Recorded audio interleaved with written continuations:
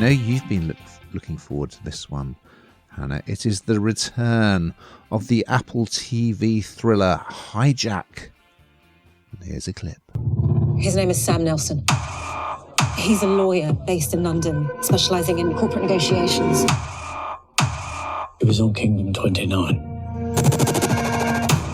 This train has been hijacked. Okay, there are over 200 passengers.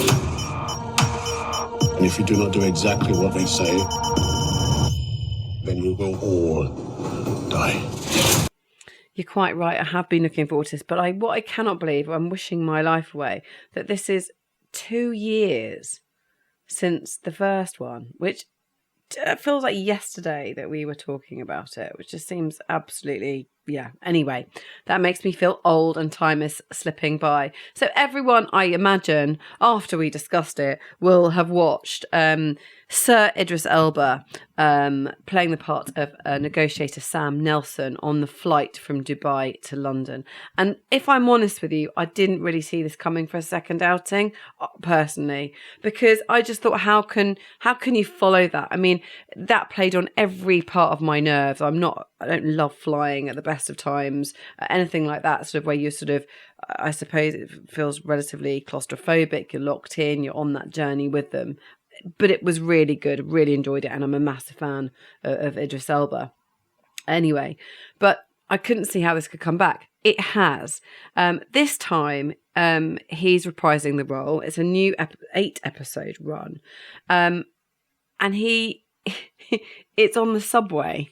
So the train is hijacked. He is quite a different person in this one, and that's what struck me the most from what I've seen so far, is that he's obviously a very cool, calm negotiator. You know, you can't really outmaneuver him. He's always thinking on his feet. He's pretty.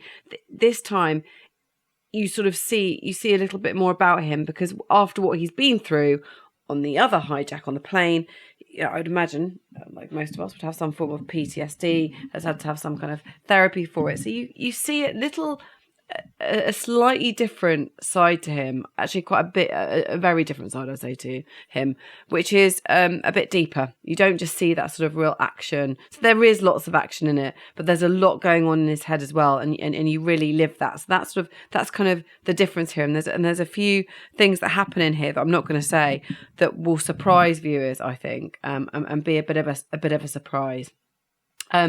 So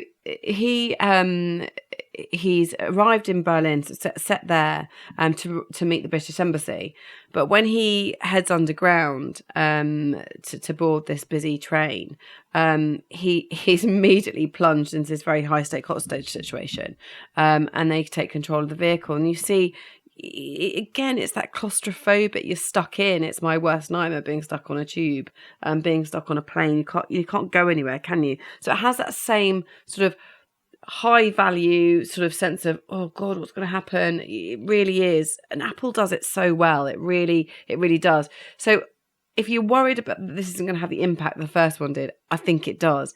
But I think it's just a little bit different. As I say, that side of Idris Elba's character, they've really explored, and I think they've really done it quite well. From what I've seen so far, I've really enjoyed it, but and unexpectedly enjoyed it, because I have to say, when it follows something as good as the first one, I was a bit worried. What did you think, Ian? Well, I'm sure a lot of people might think, yeah, well, you know, hijacked aircraft, that's pretty edge of your seat. But yeah, if we move to like an underground train, is it going to be as good? Well, it is. I've got to tell you that. And you've also got Toby Jones. He's joining the cast as a British intelligence official.